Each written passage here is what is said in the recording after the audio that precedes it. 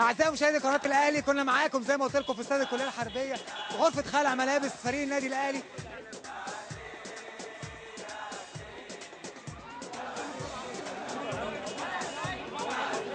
صوري يا عم، صوري يا عم، عم تشيلهم كاميرا شولدر احسن.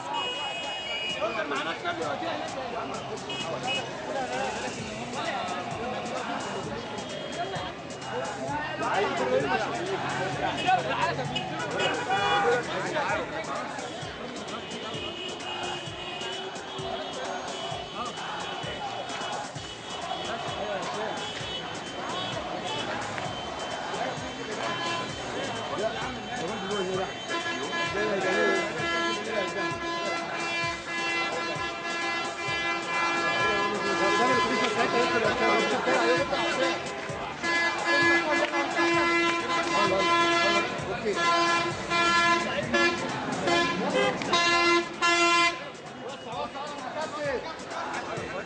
اهلا بيكم في خالد توفيق واهلا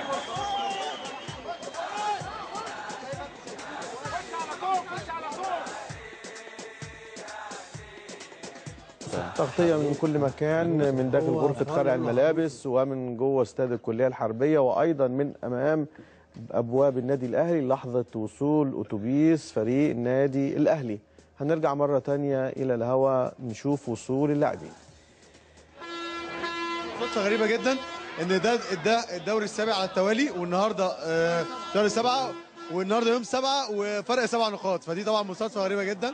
الحمد لله النهارده على الفوز الكبير ده، فرحنا جماهيرنا الكبيره دي، وانا بعد الفوز ده طبعا اشرح للناس الاجواء دي وما بيدخلوا اوضه اللبس اللعيبه ايه اللي بيحصل وبيتكلموا. طبعا يمكن هم طبعا هيتابعوا طبعا من خلال قناه الاهلي الاحتفالات اللي عملناها في اوضه اللبس مع مستر مانويل جوزيه.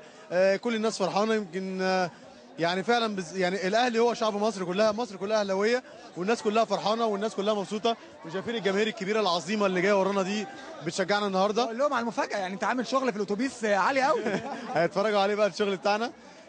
الحمد لله النهارده على الفوز طبعا، وبهني كل اللعيبه، عملوا موسم كبير وموسم شاق وتعبوا واجتهدوا، وبحيي بالاخص مستر مانويل جوزيه والجهاز الفني، مستر بيدرو ومستر فيدالجو ومستر اوسكار، كابتن محمد يوسف. الكاميرا برضو تروح يا احمد وتشوف معانا طبعاً وتقول للناس اللي بيحصل، هو كله وتشوف نزل خلاص، الاتوبيس واللعيبه كله نزل طبعا. يمكن كل اللعيبه تعبت والجهاز الفني تعب وعمال واداريين وجماهير، كل الناس تعبت السنه دي عشان نحصل على اللقب ده اللي كان صعب جدا في منافسه شرسه جدا مع نادي الزمالك.